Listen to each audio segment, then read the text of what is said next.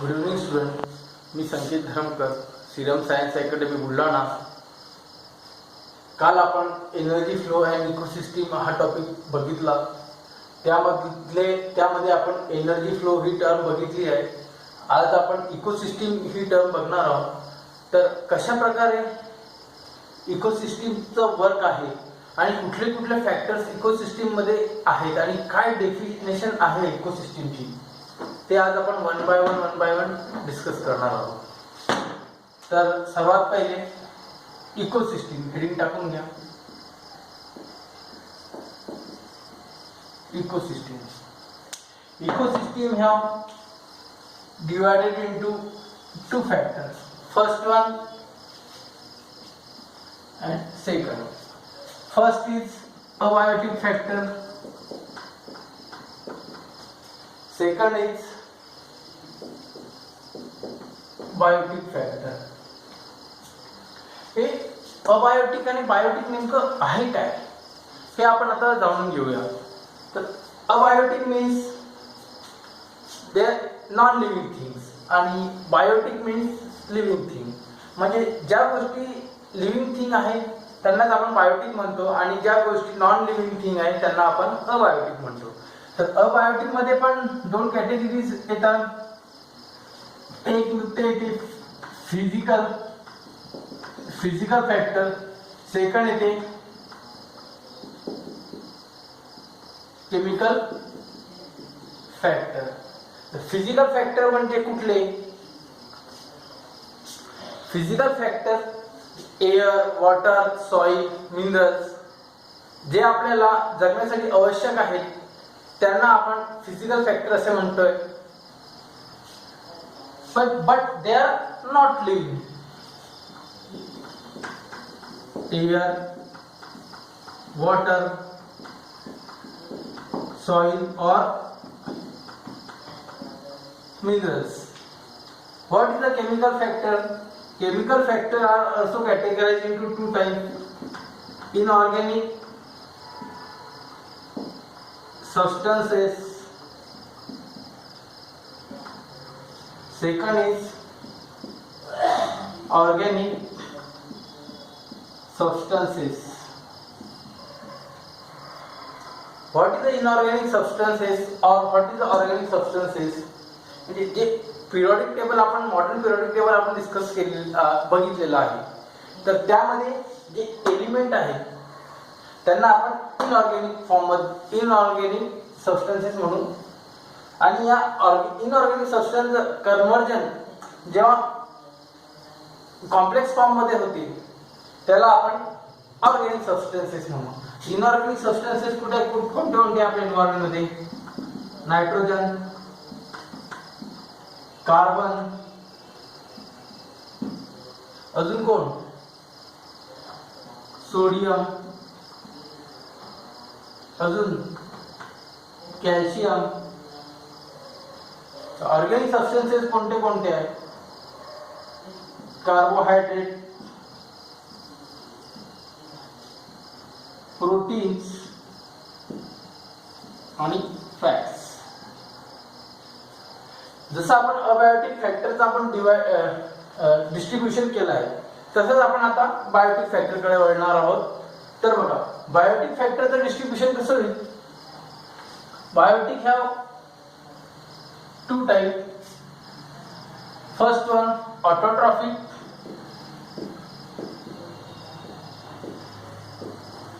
second one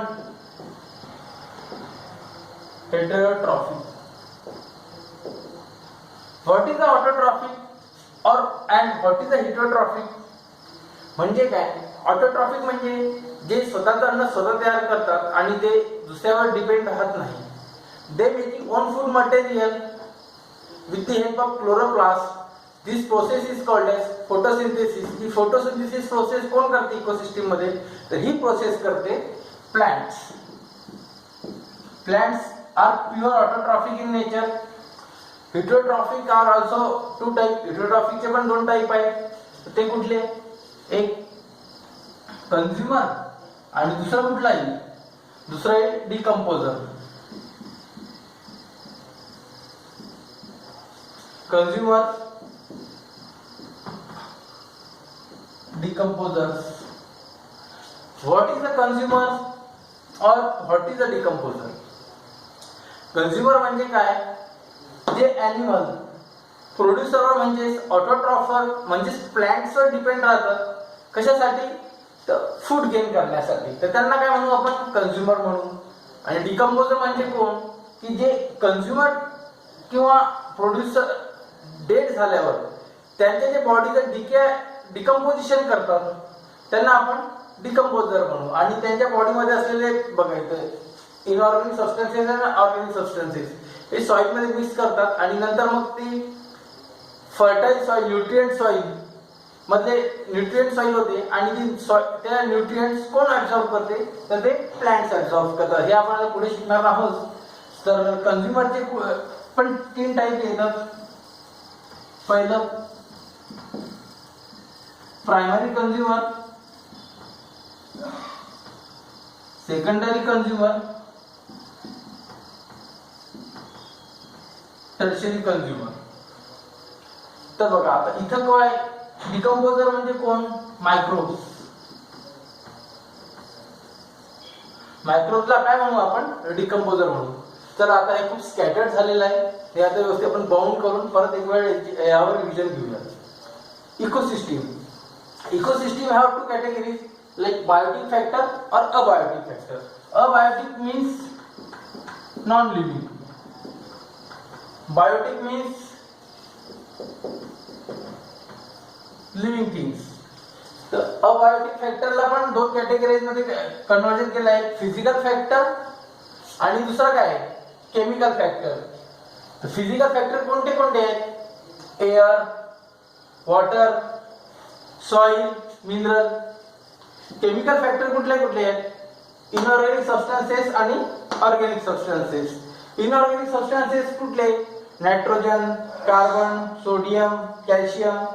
organic substances कुठले, carbohydrate, proteins and fats. तर हे बघा अजून एक यामध्ये आपण थोडं बघणार आहोत. आपल्या बॉडीमध्ये काय असतात, जनरली ऑर्गॅनिक सबस्टन्सेस असतात, जसं की carbohydrate, proteins, fats.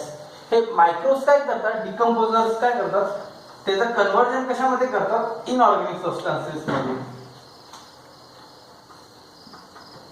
Microbes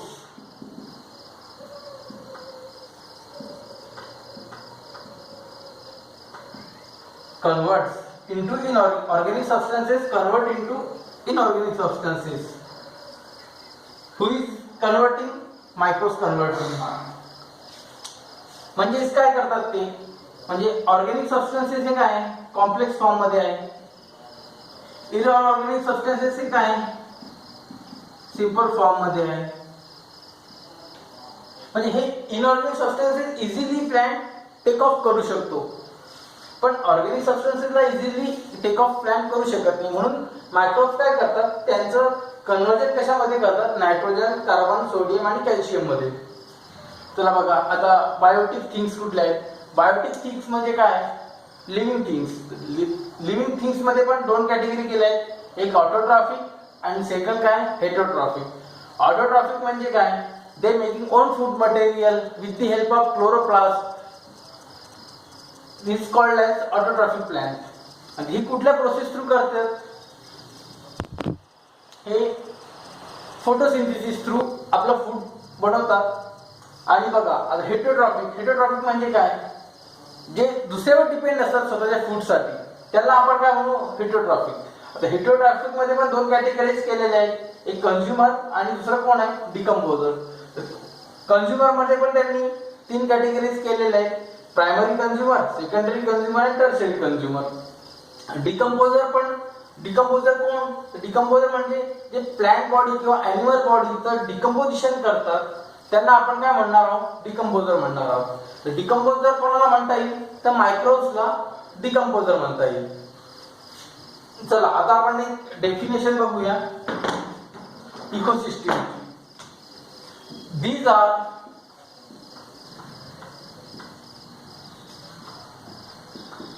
reciprocal relation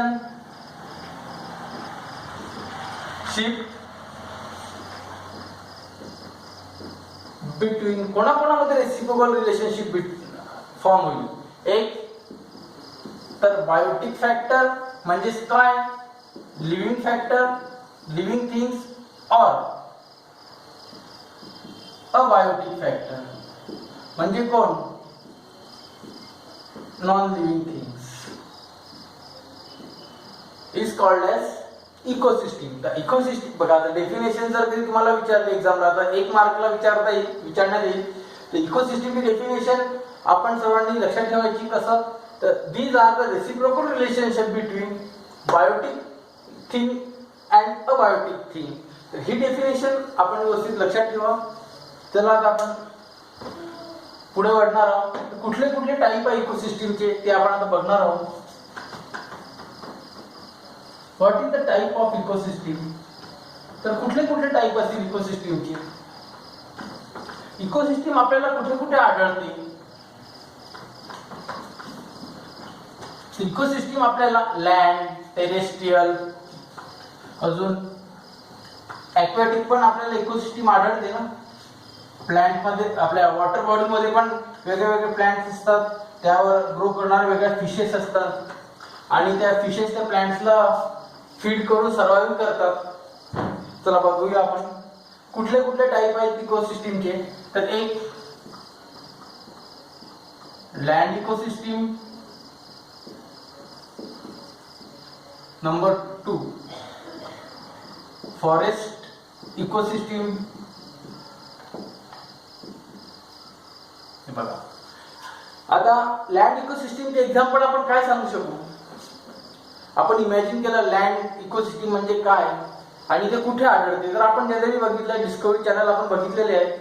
तर डिस्कवरी चॅनल मध्ये आपण बघतोय खूप मोठे मोठे लँड्स आहेत. तिथं नाही का आपले हर्बिव्होरस म्हणजे व्हेजिटेरियन ॲनिमल तिथे ग्रास, अजून ते झाडांचा पाला वगैरे स्वतःचं फूड म्हणून कंझ्युम करत राहतात आणि त्यांची हंटिंग करण्यासाठी तिथे लॉयन, टायगर आणि सोबतच कोण असतो, फॉक्स असतो, चिता असतो, लेपर्ड असतो.